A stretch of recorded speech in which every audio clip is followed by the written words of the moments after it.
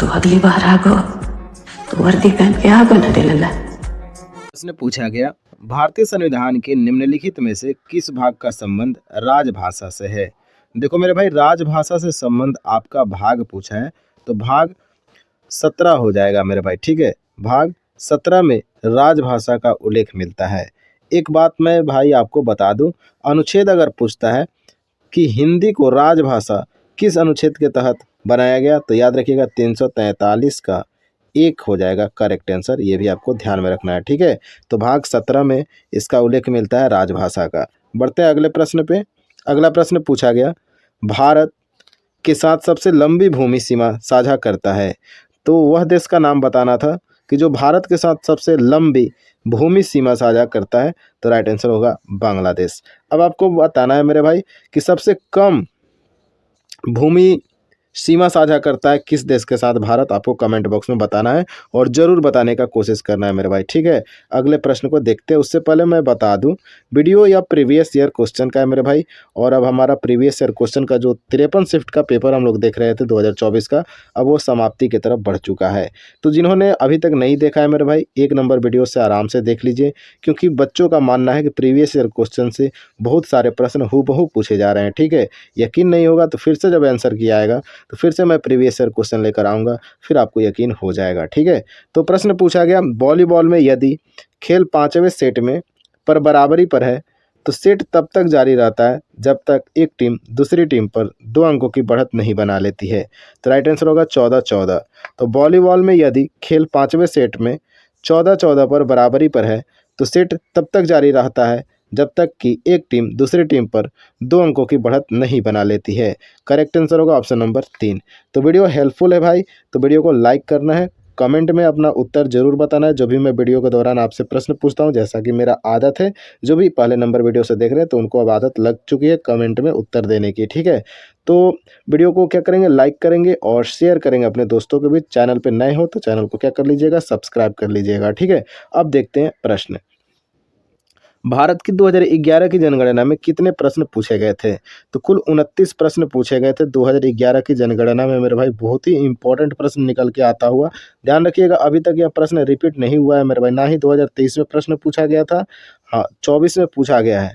तो 2025 में जरूर किसी न किसी शिफ्ट में यह प्रश्न देखने को मिलेगा। तो याद कर लो, 29 प्रश्न पूछे गए थे भारत की जो 2011 की जनगणना हुई थी।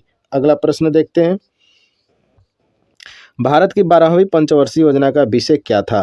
तो भारत की 12वीं पंचवर्षीय योजना का विषय क्या था मेरे भाई, तो तेज, सतत और अधिक समावेशी विकास आपका करेक्ट आंसर होगा। और यह रिपीट प्रश्न है भाई, पेपर में 2 से 3 बार पूछा जा चुका है। ठीक है, तो बहुत ही आसान सा प्रश्न पूछा गया, भारत की 12वीं पंचवर्षीय योजना का विषय क्या था, तेज और सतत और अधिक समावेशी विकास। अगले प्रश्न पे बढ़ते हैं। प्रश्न नंबर 6 पूछा गया, निम्नलिखित में से किस संगीतकार ने दादा साहब फाल्के पुरस्कार जीता है। तो करेक्ट आंसर होगा गुलजार। जो इनमें से दिख रहे हैं, इनमें गुलजार जो है ये दादा साहब फाल्के पुरस्कार जीत चुके हैं। याद रखिएगा, गुलजार आपका करेक्ट आंसर होगा, जो कि संगीतकार हैं। मोहम्मद रफ़ी, किशोर कुमार, ए आर रहमान, ये सारे के सारे आपके संगीतकार हो जाएंगे। अगला प्रश्न देखते हैं, आवर्त सारणी में किस वर्ग में उत्कृष्ट गैसों के रूप में जाने वाले तत्व शामिल होते हैं। तो वर्ग 18 की बात की जा रही है मेरे भाई। ठीक है, इसमें उत्कृष्ट गैस, जिसको नोबेल गैस के नाम से भी आप लोग जानते हैं, उसको शामिल किया गया, रखा गया है 18 वर्ग में। तो करेक्ट आंसर वर्ग 18 होने वाला है इस प्रश्न का। अगला प्रश्न पूछा गया, 2022 में भारत में जन्मे उद्यमी को जर्मनी में भारतीय समुदाय के पहले प्रतिनिधि के रूप में चुना गया है। तो करेक्ट आंसर होगा गुरदीप सिंह रंधावा। याद रखिएगा, 2022 में भारत में जो जन्मे उद्यमी हैं, बिजनेसमैन हैं, इनको गुरदीप सिंह रंधावा को जर्मनी में भारतीय समुदाय के पहले प्रतिनिधि के रूप में चुना गया है। अगला प्रश्न पूछा गया, प्रश्न नंबर 9 है, पोंगल त्यौहार का संबंध निम्नलिखित में से किस राज्य में है। और इसीलिए तो मैं आपको कमेंट बॉक्स में बोलता हूँ कि आप उत्तर करो। ठीक है, अब मैंने इस प्रश्न को कराया था कि आप कमेंट बॉक्स में बताओ, और बहुत सारे बच्चों ने सही उत्तर बताया था। पोंगल त्यौहार हो जाएगा तमिलनाडु। अब आपसे मैं एक रिक्वेस्ट करूंगा कि असम का कोई प्रमुख फेस्टिवल का नाम कमेंट बॉक्स में बताइए, बिहार के प्रमुख फेस्टिवल का नाम बताइए आप कमेंट बॉक्स में, और हरियाणा का भी बता दीजिए। आने वाले शिफ्ट में जरूर देखने को मिल जाएगा। अगला प्रश्न देखते हैं, प्रश्न नंबर 10 पूछा गया मेरे भाई, नीचे दी गई जानकारी के आधार पर प्राचीन स्थल की पहचान कीजिए। दिया गया है यह गुफा और चट्टानी आश्रयों वाला एक पुराना स्थल है। लोगों ने इन प्राकृतिक गुफाओं को इसलिए चुना क्योंकि यह बारिश, गर्मी और हवा से आश्रय प्रदान करती है, बचाती है, बारिश हो, गर्मी हो या फिर हवा से। ये शैलाश्रय नर्मदा घाटी के नज़दीक स्थित है। तो ये किसका बात किया जा रहा है? तो भीमबेटका, जो कि सिंधु सभ्यता का बहुत ही इम्पोर्टेंट स्थल है, याद रखिएगा। तो भीमबेटका के बारे में आपको जानकारी रखना पड़ेगा इतना भाई, यह गुफा और चट्टानों आश्रय वाला एक पुराना स्थल है।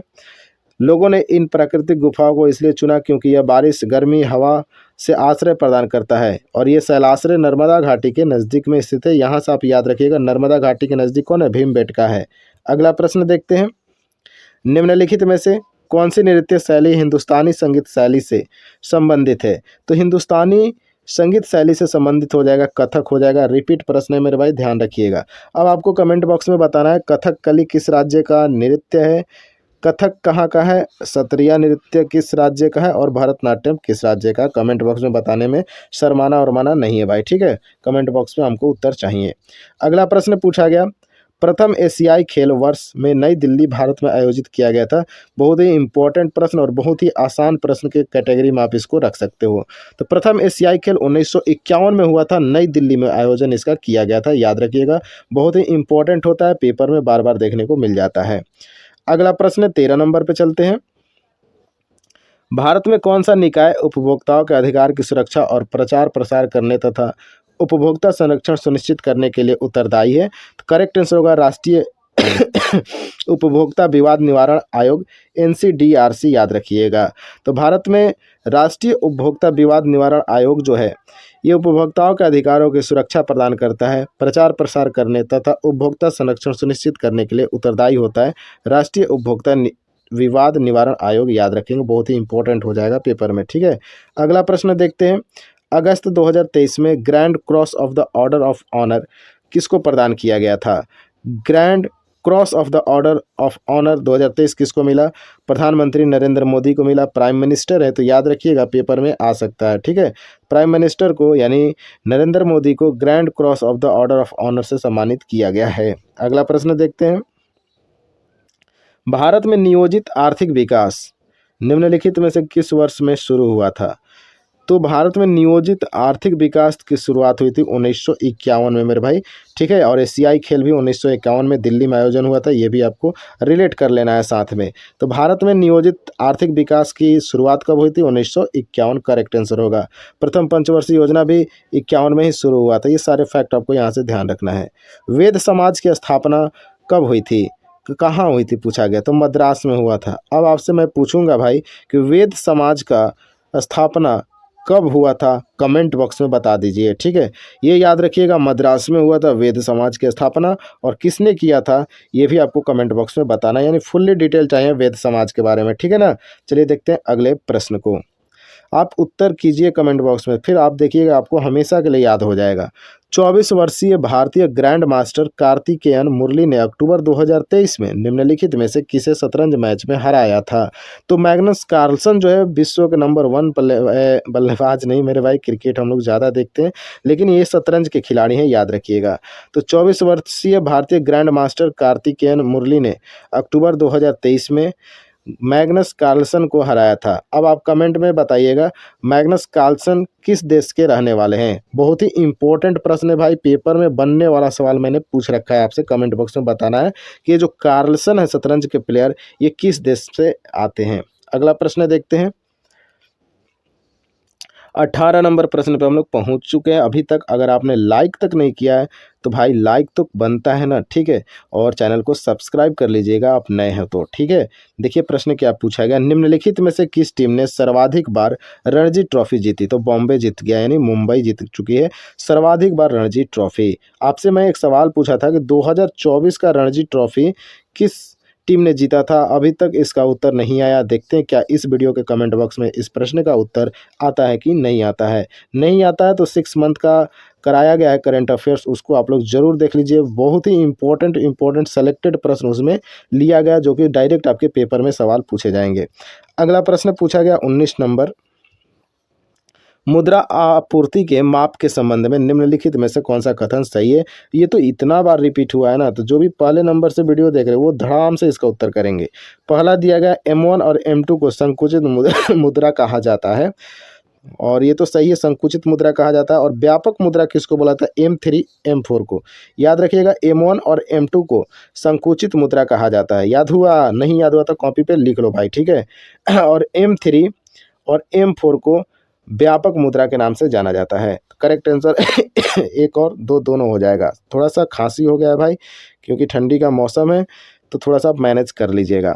भारत के निम्नलिखित में से किस राज्य द्वारा मुख्यमंत्री ग्रामीण गाड़ी योजना शुरू की गई थी। तो इसका करेक्ट आंसर होगा झारखंड हो जाएगा। अब बताओ झारखंड का CM कौन है प्रेजेंट में और गवर्नर कौन है, आप बताओ कमेंट बॉक्स में, ठीक है। चलो साथ में मेरे भाई बिल्कुल आपको बताना है दिल्ली के CM का नाम और गवर्नर का नाम, ओडिशा का CM governor, Paschim Bengal CM governor, Jharkhand CM और गवर्नर, ये चारों के चारों CM और गवर्नर बताना है आपको कमेंट बॉक्स में। देखते हैं कौन बेहतरीन तरीका से इसका उत्तर कर पाता है। तो इसी के साथ वीडियो हमारा कंप्लीट होता है 20 प्रश्न का। वीडियो कैसा लगा आप लोग कमेंट बॉक्स में मन करे तो बता सकते हैं, और नहीं तो आप नेक्स्ट वीडियो का वेट कीजिए। नेक्स्ट वीडियो बहुत जल्द आपको मिल जाएगा, आज ही मिलेगा भाई, ध्यान रखेंगे। मिलते हैं नेक्स्ट वीडियो में, तब तक के लिए जय हिंद।